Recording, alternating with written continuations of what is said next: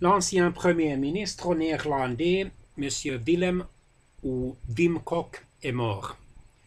Il est mort d'une crise cardiaque dans un hôpital d'Amsterdam, la capitale la meilleure connue néerlandaise, en outre de sa capitale administrative Den Haag, le 20 octobre 2018. À l'âge de 80 ans, il était né à Bergambacht, aux Pays-Bas, en septembre 1938. Il était un membre et un chef du Parti travailliste néerlandais, c'est-à-dire le Parti social-démocrate. Il a servi comme le Premier ministre néerlandais pour 2 mandats entre 1994 et 2002, et ces coalitions ont été nommées les coalitions pourpres parce qu'ils ont contenu les sociodémocrates et les 2 partis libéraux des Néerlandais des Pays-Bas. Le Parti populaire pour la liberté et la démocratie, qui est considéré comme un parti conservateur libéral, et les démocrates de 66, qui est considéré comme un parti social-libéral.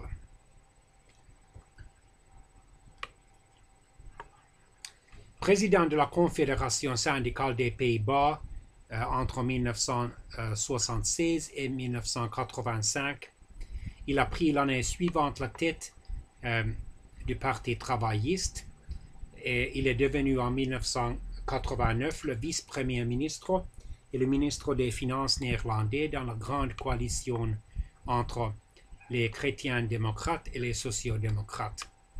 En 1994, malgré d'importantes pertes, il s'est imposé aux élections législatives et il a formé alors la première coalition violette avec les 2 partis libéraux néerlandais. Populaire est reconduit en 1998 avec une majorité renforcée ainsi qu'une avance plus confortable du Parti travailliste. Il a démissionné son poste en avril 2002, un mois avant les élections législatives, après des révélations concernant le fait que les forces néerlandaises, sous l'égide de l'Organisation des Nations Unies, n'ont pas pu intervenir pour empêcher le massacre de Srebrenica en Bosnie-Herzégovine en 1995. Pendant ces 8 années de pouvoir, les Pays-Bas ont connu une forte croissance économique et il est reconnu au niveau international comme l'initiateur du modèle du polder, une forme de 3e voie entre le capitalisme classique et le socialisme classique. Il s'est retiré de la vie politique en 2002, mais il a participé en 2007 aux travaux du groupe Amato.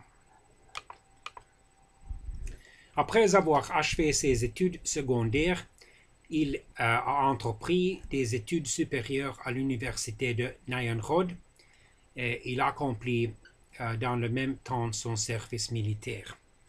Embauché par la société commerciale Semboja Malaya à Amsterdam en 1959, il a été nommé 2 ans plus tard comme assistant international du secteur du bâtiment de la Confédération syndicale néerlandaise, avant de devenir un membre de l'équipe économique en 1965 et enfin secrétaire syndical en 1967. À la suite de son retrait de la vie politique, il a rejoint le secteur privé. Il a siégé au sein des conseils de surveillance de ING Group, TNT, NV, Royal Dutch Shell ou encore KLM, la ligne aérienne néerlandaise. Il a pris en 1976 la présidence de la Confédération syndicale des Pays-Bas. En juin 1986, il a été élu pour la première fois député à la seconde chambre, ou la chambre basse des États généraux, le Parlement néerlandais. Il a accédé en juillet suivant à la direction du Parti travailliste et de son groupe parlementaire. Lors des élections législatives néerlandaises de 1989, il est devenu le vice-premier ministre et le ministre des Finances néerlandais dans une coalition avec les chrétiens démocrates. En 1994, il est devenu le premier ministre néerlandais dans une coalition avec les deux partis libéraux.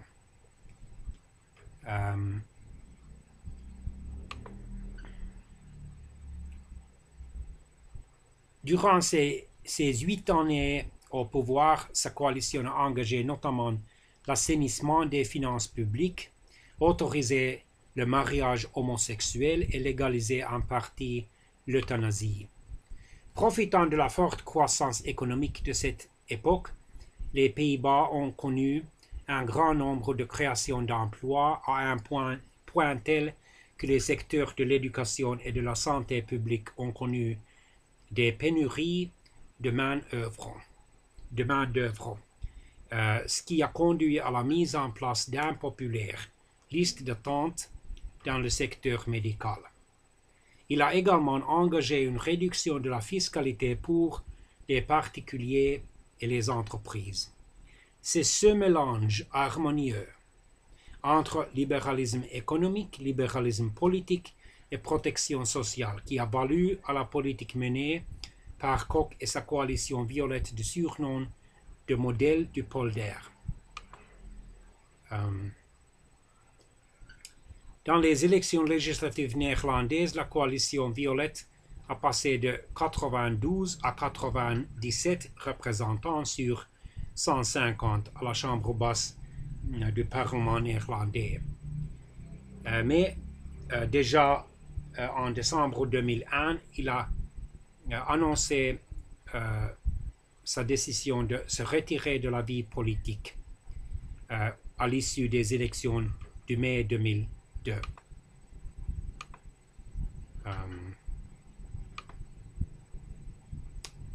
En 2007, il a fait partie du groupe Amato chargé de proposer un nouveau traité après l'échec de la ratification du traité établissant une constitution pour l'Union européenne.